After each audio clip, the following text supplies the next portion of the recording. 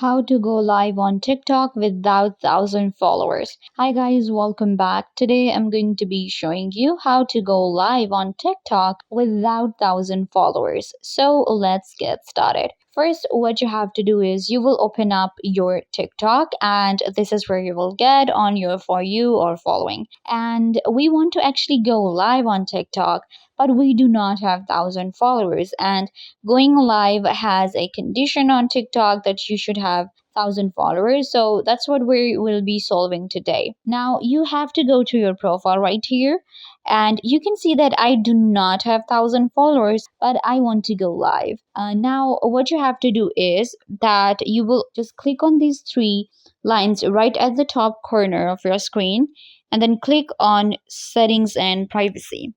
Here you have to scroll down and click on report a problem.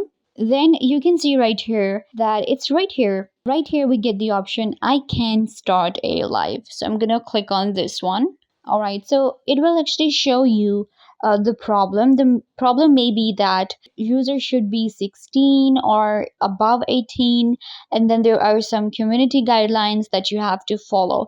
So if you fulfill all of these conditions that you're like above 18 and 16, then what you need to do is you need to click on no, and then just click on need more help.